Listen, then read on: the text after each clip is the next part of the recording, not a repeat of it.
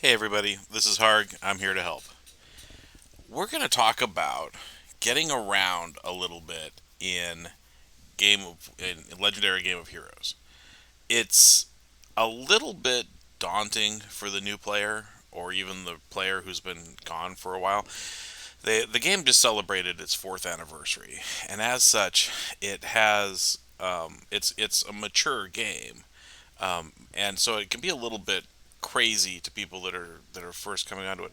This account is rank 8, so that's it's not so it's not super high. It's not a big deal, um, but it's just far enough along that I thought I could kind of capture what some of these views look like. At the bottom of the screen, you've got your store button, and the store is very complicated. There's quite a bit going on, and if you're new, it's you can just about ignore it, with just a couple exceptions.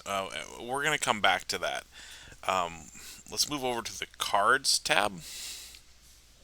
This is where you've got your decks that you can build. I can only have one deck because I'm only rank 8, and it's not a very good deck. It's not very good heroes. There's a event going on right now with purple commanders, and so yellow commanders are what you go after them with. It's the classic RBG, um, plus yellow and purple, kind of rock paper scissors approach to who has the advantage on who, right? Blue beats red, red beats green, green beats blue, yellow and purple beat each other. So let's talk about. So this is decks. There's a separate video that we'll be doing on deck building, and that's going to hopefully go through the three phases: the very new, the more experienced player, and then the kind of the elite players. And we'll go and look through some elite players' decks because we know some. Um, so let's kind of get to the real meat and potatoes here, which is the play. So the play tab, this is a little bit bonkers. Let's just kind of give it the quick highlight. So, The Boys, this is a kind of a month long thing that they're doing in conjunction with Amazon Prime, who are it's season 2 of this show called The Boys. It's a show I'm not familiar with, but I'm just familiar enough to make fun of it because these cards are a little bit hilarious. You'll run across them. Next section down here is the Searing Sand season, and that's the current season. Think of it like a month of events. It's we've got 1 week left, 1 week and 13 minutes. That's why I'm making this video right this moment because I wanted to be able to show you what an event looks like when it's live. Um, Afterworld Elegy here is the current event. That's the real most important thing going on in the game. The weekly event. I'm going to say that, and then I'm going to get completely flamed by everybody that's really just into the GVG stuff. But that's in my mind, the event is really where it's at. Every week, there's a 5-day event. Starts on Wednesday night. Wednesday night Pacific time is my time zone. And then it goes for 5 days until Monday night, which is tonight. Um, Not in the world of YouTube, of course. Who knows what time it is for you? So uh, this is the event, and we're just gonna, for right now, we're just gonna go to this. Um, it starts. This is a crusade event. You've got solo work to do. You've got guild work to do. For the solo work, we've got this series of chests. There's 10 of them, right? It goes like so. It's common, iron, bronze, silver, gold, and then over to platinum. Platinum, is that right? Yeah, platinum. And then ruby, diamond, and then corium, which of course is a made-up element, but this is named after the world that the game is based in. Um, And so and each one is about 2 to 3 times as difficult as the one before it. Um, you go in, you say, hey, here are the bosses. It's gonna be one wave. It's all just mini bosses. There's no healing wisps. Away we go. And then you find a friend, and if you don't, if you know, you've got. So this is your guild.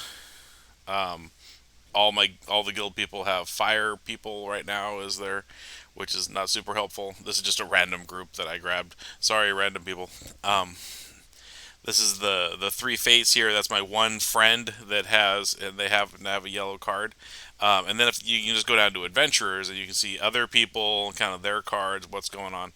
Um, just for giggles, we're gonna grab Starlight here because she's gonna give us a whole bunch of extra health and a little bit of attack. And even though this is a very easy boss in the grand scheme of things, this is really going to be a little bit of a pain in the butt for a character that is rank 8 and with zero going on in terms of event equipment. So I don't even think I have relics yet at this level. I don't think I have a weapon to take into account. Um, Relics, weapons.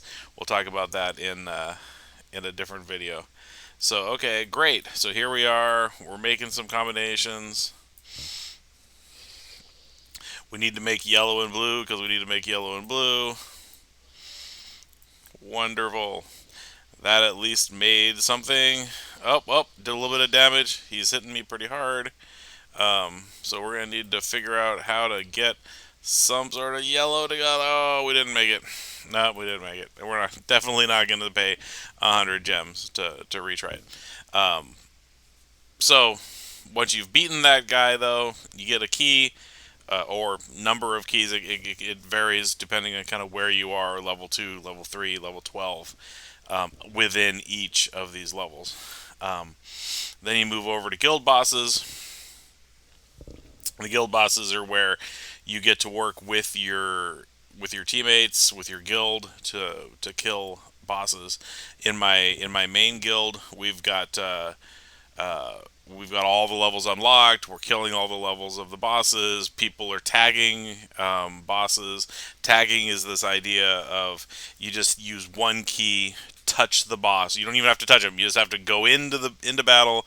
Then you can exit out, and you get credit for when it kills when the boss dies exactly like you would if you were, you know, if you had done all the work. And it's good for the guild because if all 30 people in the guild hit a boss, actually I think it's capped at 20. If all 20, if there's 30 people in the guild, but there's 20 people that can hit a boss, and then the boss dies, and then off it goes, and you get 20 times the reward. So it's a big deal.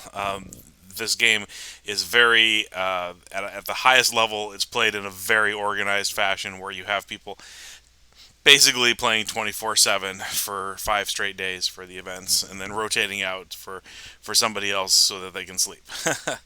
um, okay, so yeah, so I don't have any keys for this guy, but that's fine. We just wanted to look at see. So you log in. You do what you can on your crusade.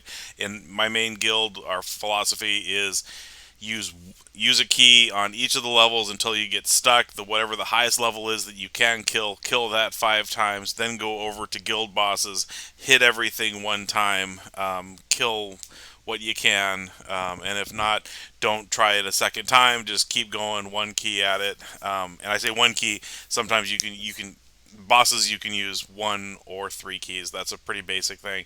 Hopefully you already are familiar enough with that. So we're gonna back out of this because we've already talked about the biggest, most important things overall in the game introduction, but um, just to kind of touch on these other things before you all fall asleep and you're tired of me talking. Guild Wars. So this is having a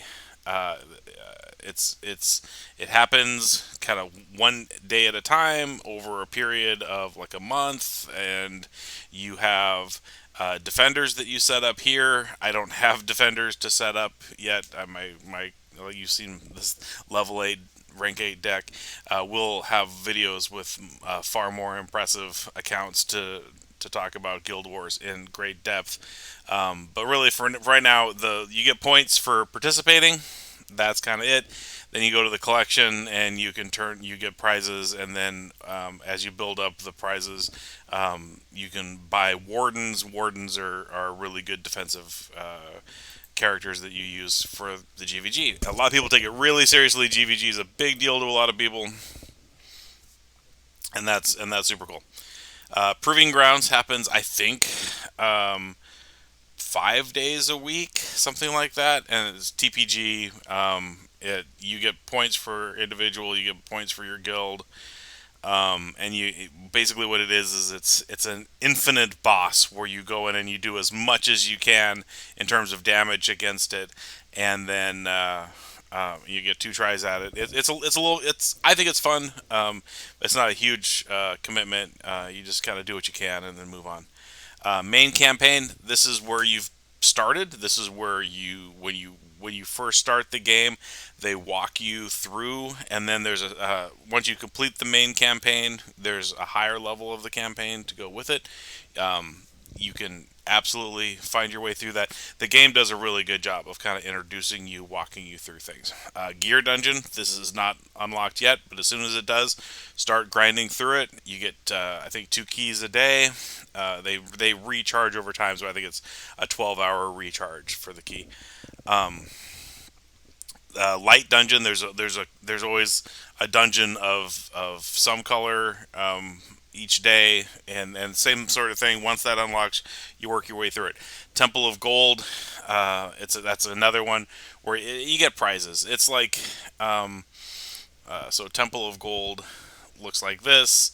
I'm not even gonna try to attempt it with this account, but you start at the beginner level. You use energy. Your energy's up here. You keep an eye on it. When it's and once you get below your, I have more energy saved up than I can create. So once I get down to 37 energy, it'll start regenning over time, and it's just something that happens. Eventually, on my main account, I'm like ranked 220 or something, so it doesn't. I don't even pay attention to any of that anymore. Um, so that's the basics of the play tab. Guild tab is just your communications with your guild. Inbox is how the game sends stuff to you. It's how you can send stuff to your guild mates.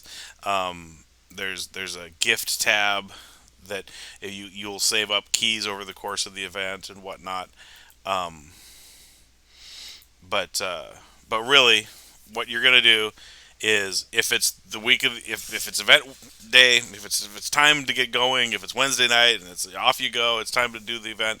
You'd go into your event, you work on it in your season information. So this is the last week of Searing Sands. So probably anybody that watches this will have long since past been done. But the season stuff is really important. It's really important just in terms of your personal progression.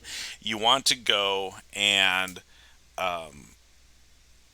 do each of these every day that you can. You get XP for it. You get these tokens, and then you get some pretty darn nice prizes from the collections. These are crafting materials. You get actual bosses and heroes, and this is Ray. He's like she I think is one of the best like elemental bosses, especially early on. Like this, this would be an amazing card for this account to use right now. Here's a shiny Isadora. On my main, I've made it all the way through all of these. On my secondary account, I've made it almost through all of them. It's just really just a matter of this. Really, it's a good way to get some great stuff. Really, just by participating, it just gives you a set of tasks to do that aren't hard. Um, and these twin katanas, if you're VIP, you get the twin katanas. Um, there's gonna be a video specifically on should you be VIP. We'll do a point counterpoint on that, and give you kind of a full insight into that. Um, so yeah, so do your dailies.